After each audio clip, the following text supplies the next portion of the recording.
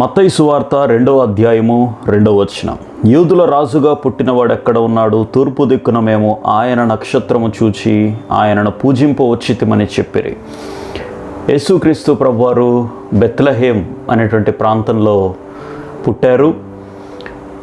So యేసు ప్రభువారి యొక్క పుట్టుకను తెలుసుకున్నటువంటి జ్ఞానులు సుదూర ప్రాంతం నుంచి, వివిధ దేశాల నుంచి ఆయన కలుసుకోవడానికి క్యాపిటల్ సిటీకి వచ్చారు. What is the capital city of Israel అని అంటే యెరూషలేం. యెరూషలేం అనేటువంటి ప్రాంతానికి సుదూరమైనటువంటి ప్రాంతం నుంచి ప్రయాణం చేసుకుంటూ వచ్చారు. ఎందుకోసమనంటే ఆ జ్ఞానులు యేసు ప్రభువారిని రాజుగా గుర్తించారు కాబట్టి, రాజు ఎక్కడ పుడతాడు అని అంటే ఖచ్చితంగా క్యాపిటల్ సిటీలో పుడతాడు కాబట్టి యెరూషలేం అనేటువంటి ప్రాంతానికి వారు ముగ్గురు కూడా వచ్చారు. ఎలా వచ్చారు అని అంటే ఒక వింతైనటువంటి నక్షత్రాన్ని చూచి ఆ నక్షత్రపు అడుగు జాడల్లో అడుగులు వేసుకుంటూ వారు చిరునామాని కనుగొని నేరుగా యెరూషలేమునికి రావడం జరిగింది. సో ఈ నక్షత్రము జ్ఞానులకి దారిని చూపించింది. వారు సామాన్యమైనటువంటి వ్యక్తులేమీ కాదు, అజ్ఞానులేమీ కాదు, లేకపోతే తెలివి లేనటువంటి వ్యక్తులేమీ కాదు, కానీ వారు ఖగోళ శాస్త్రాన్ని అవపోసన పట్టినటువంటి వ్యక్తులు. ఖగోళ శాస్త్రాన్ని సంపూర్ణంగా చదివి అభ్యాసం చేసుకున్నటువంటి వ్యక్తులు ఈ జ్ఞానులు. ఈ స్టార్స్ని గురించి వారు ఎరిగినటువంటి వారు.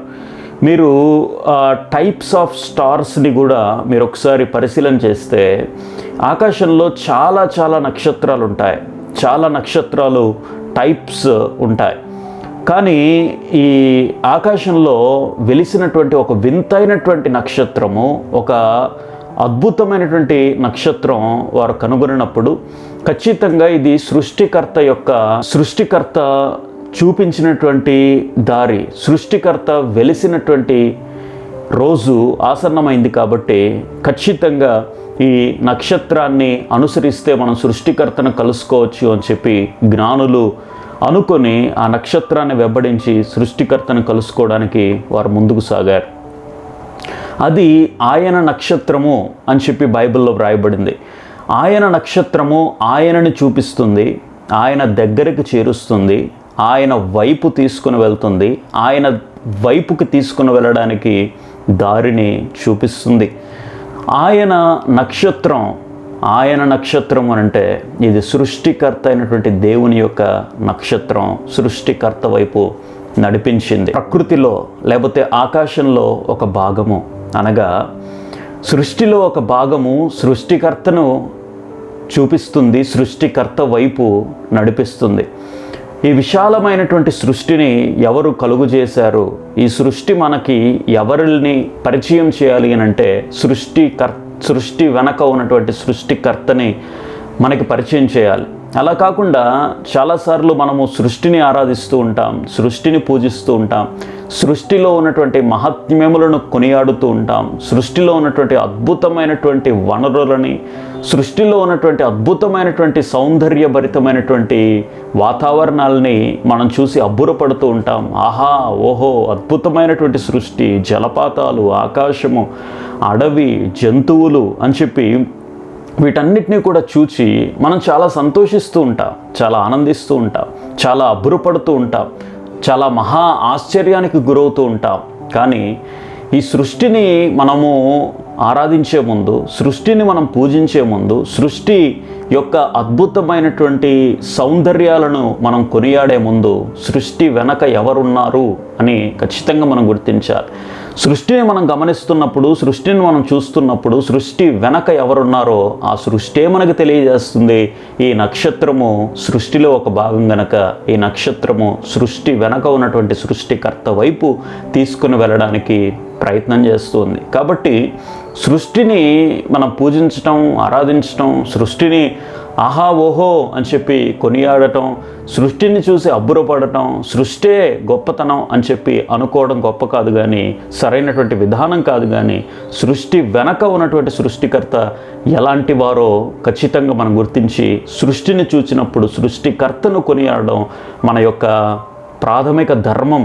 ఒక క్రైస్తవునిగా సృష్టిని పూజించడం సరైనటువంటి పద్ధతి కాదు. సృష్టిలో ఉన్నటువంటి జంతువులను, సృష్టిలో ఉన్నటువంటి వసతులను కొనియాడటం, పూజించడం సరైనటువంటి పద్ధతి కాదు, కానీ సృష్టి వెనక ఉన్నటువంటి సృష్టికర్తను పూజించడం సరైనటువంటి విధానము అని మనం గుర్తించాలి.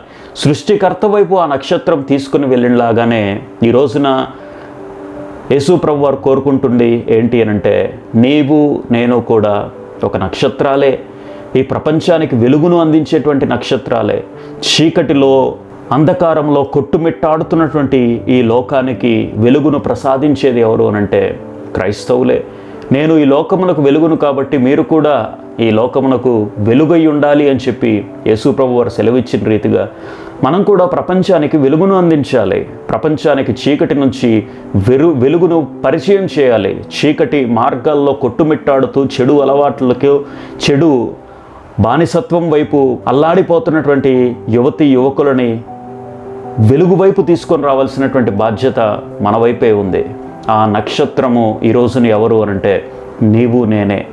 ఆ నక్షత్రము సృష్టికర్త వైపు దారి చూపించిన రీతిగా ఈ రోజున నీవు నేను కూడా సృష్టికర్త అయినటువంటి యేసుక్రీస్తు ప్రభు వారిని వారి వైపు దారి చూపించాల్సినటువంటి బాధ్యత నీ మీద, నా మీద ఉంది. ఆ వెలుగును పరిచయం చేయాల్సినటువంటి బాధ్యత నీ మీద, నా మీద ఉంది. ఆ వెలుగును ప్రపంచానికి అందించాల్సినటువంటి బాధ్యత, ఒక మార్గము వేయాల్సినటువంటి బాధ్యత నీ మీద, నా మీద ఉంది. అలా కాకుండా చీకటిలో కొట్టుమిట్టాడుతున్నటువంటి లోకాన్ని గురించి ఆలోచించకుండా నీ గురించే నీవు ఆలోచించుకుంటూ స్వార్థపూరితంగా బ్రతుకుతూ ఉంటే తద్వారా నీ ద్వారా సమాజానికి, ఇతరులకి ఉపయోగం ఉండదు. కానీ నీ ద్వారా ఇతరులకి, సమాజానికి ఉపయోగకరంగా ఉండాలి అనంటే, నీ ద్వారా ఇతరులు సృష్టికర్త వైపు నడిపించబడాలి అనంటే మొదటిగా నీవు నేను కూడా వెలిగించబడాలి. వెలిగించబడినటువంటి కొవ్వొత్తే మరొక కొవ్వొత్తిని వెలిగిస్తుంది. వెలిగించబడినటువంటి లైట్ ఇతరులకు దారి చూపిస్తుంది. వెలిగించబడినటువంటి ఏదైనా కానీ ఇతరులకు ప్రయోజనకరంగా ఉంటుంది, కానీ వెలిగించబడనటువంటి ఏది కూడా ఇతరులకు ప్రయోజనకరంగా ఉండదు. వెలిగించబడినప్పుడే ఇతరులని వెలిగిస్తాం, వెలిగించబడినప్పుడే ఇతరులకి దారి చూపిస్తాం. కాబట్టి వెలిగించబడాలి అనంటే ఈ లోకంలో ఉన్నటువంటి వెలుగులు కేవలం తాత్కాలికమైనవే. కేవలం స్విచ్ ఆన్ చేస్తే ఆన్ అవుతాయి, ఆఫ్ చేస్తే ఆఫ్ అయిపోతాయి. మన ఇండ్లలో ఉన్నటువంటి లైట్స్, ప్రపంచంలో ఉన్నటువంటి అన్ని లైట్స్ కూడా కేవలం తాత్కాలికమైనవే. ఈ రోజున ఉంటాయి, రేపు మాయమైపోతాయి. లైట్స్ అనేవి ఎక్స్చేంజ్ చేసుకోవాలి, చేంజ్ చేసుకోవాలి. అవన్నీ కూడా ప్రతిరోజు కూడా మార్పులకు లోనవుతూ ఉంటాయి. కానీ మారనివాడు, మార్పు నొందనివాడు, ఎల్లవేళలా అన్ని వేళలా వెలుగును ప్రసాదించేవాడు, ఆయనే వెలుగైనటువంటి వాడు ఒక ఆయన ఉన్నాడు. ఆయనే సృష్టికర్త అయినటువంటి దేవుడు. ఆయన వెలుగైనటువంటి వాడు, ఎల్లవేళలా అన్ని వేళలా వెలుగుతూ అనేక మందిని వెలిగించేటువంటి వాడు సృష్టికర్త అయినటువంటి దేవుడు. ఆ సృష్టికర్త అయినటువంటి దేవుని యొక్క వెలుగు మన మీద ప్రసరించినప్పుడు, మన మీద పడినప్పుడు మనము కూడా వెలుగుమయం అవుతాం.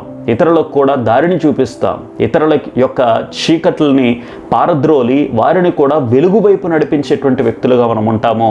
నిరంతరాయంగా వెలగాలి అని కోరుకుంటున్నటువంటి ప్రతి వ్యక్తి కూడా సృష్టికర్త అయినటువంటి దేవుని యొక్క వెలుగు వైపుకు వచ్చినప్పుడు మనం కూడా వెలుగుతూ ఉంటాం. ఆ వెలుగులో, ఆ ప్రకాశములో ఆ దేవుణ్ణి వారు చూచినప్పుడు వారు మన వెలుగులోనికి రావడానికి వారు కూడా వీలవుతుంది. కాబట్టి చీకట్లో ఉంటే ఇతరులని చీకట్లో ఉంటే ఇతరులని వెలుగులోకి నడిపించలేం, కానీ వెలుగులో ఉన్నప్పుడే ఇతరులని వెలుగులోనికి నడిపించగలము. ఆ నక్షత్రము వెలుగుతూ ఉంది కాబట్టి జ్ఞానులుగా ఉన్నటువంటి ఆ ముగ్గురు జ్ఞానులనే, వివిధ ప్రాంతాల్లో, వివిధ దేశాల్లో ఉన్నటువంటి ఆ ముగ్గురు జ్ఞానులని కూడా ఆ నక్షత్రం ఆకర్షించింది. ఆ నక్షత్రము సృష్టికర్త వైపు నడిపించడానికి దారి చూపించింది. వివిధ ప్రాంతాలలో పరిశీలన చేస్తున్నారు, చదువుతూ ఉన్నారు, పరిశోధన చేస్తూ ఉన్నారు. వివిధ విషయాలు, జ్ఞానము కలిగినటువంటి విషయాలు వారు నేర్చుకుంటూ ఉన్నారు. అయినప్పటికీ కూడా వాటన్నిటినీ కూడా వదిలిపెట్టేసి శ్రమ అయినా, కష్టమైన, దుఃఖమైన, ప్రయాస అయినా, దూరమైన వాటన్నిటికీ కూడా సిద్ధపడి వారు ముందుకొచ్చి సుదూరమైనటువంటి ప్రాంతానికి ప్రయాణం చేయడానికి వారు ముందుకు సాగి ఆ నక్షత్రం చూపించినటువంటి దారిలో వారు ముందుకు సాగారు. కాబట్టే వారు సృష్టికర్త అయినటువంటి దేవుణ్ణి కలుసుకోగలిగారు. సృష్టికర్త అయినటువంటి దేవుణ్ణి కలుసుకోవాలి అంటే ఖచ్చితంగా ఒక మార్గదర్శకం అనేది ఉండాలి. సృష్టికర్త అయినటువంటి దేవుడికి దూరమైనటువంటి నీవు నేను సృష్టికర్త అయినటువంటి దేవుడికి దూరంగా బ్రతుకుతున్నటువంటి నీవు నేను కూడా, పాపములో లోకములో కొట్టుమిట్టాడుతున్నటువంటి నీవు నేను కూడా, లైంగిక ఆలోచనలు, శారీరక ఆలోచనలు, పాపపు తలంపులు, శారీరక ఇచ్చల మధ్యలో కొట్టుమిట్టాడుతున్నటువంటి నీవు నేను కూడా దేవునికి దూరమైపోయినటువంటి నీవు నేను కూడా దేవునికి మరలా దగ్గరికి రావాలి అని అంటే ఖచ్చితంగా వెలుగు అనేది అవసరం.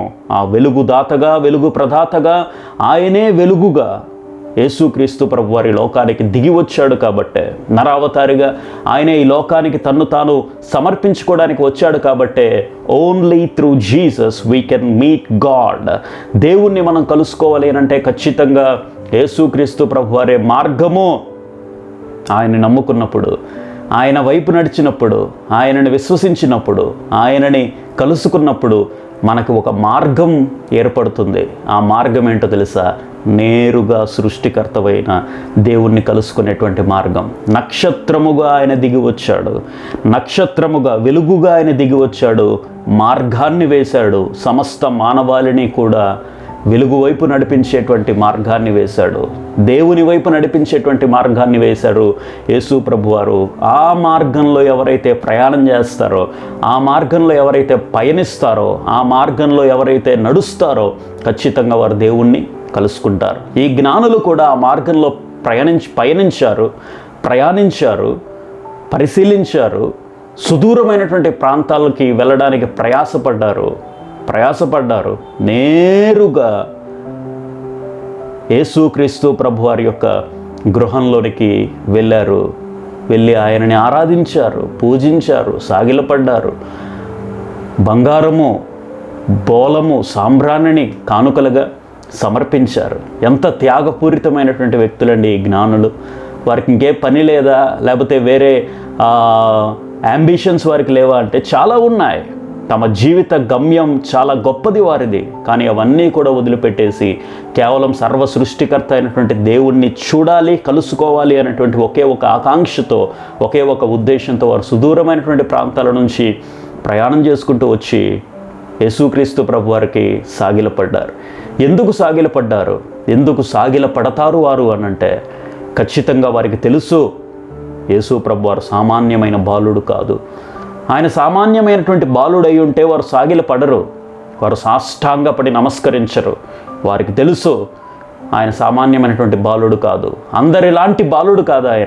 ఆయన కన్య గర్భాన జన్మించాడని, ఆయన లోక పాపములను మోయడానికి ఈ లోకానికి వచ్చాడని, లోక పాపములు ఆయన భుజస్కంధాల మీద మోసి సర్వలోక మానవాళికి పాప ప్రాయశ్చిత్తం చేయబోతున్నాడని, పాప పరిహారం ఈయన ద్వారా జరగబోతుందని, ఆయన మరణించి పునరుద్ధరణుడిగా తిరిగి లేవబోతున్నాడని, ప్రపంచ మానవాళికి రక్షణ ఈయన ద్వారా కలగబోతుందని, పాప విమోచన, పాప క్షమాపణ ప్రభు అయిన యేసుక్రీస్తు ద్వారా మాత్రమే ప్రపంచానికి అందించబోతున్నాడు అని చెప్పి ఎరిగినటువంటి జ్ఞానులు ఈయన సామాన్యమైనటువంటి మానవుడు కాదు, సామాన్యమైనటువంటి మనిషి కాదు, సామాన్యమైనటువంటి బాలుడు కాదు.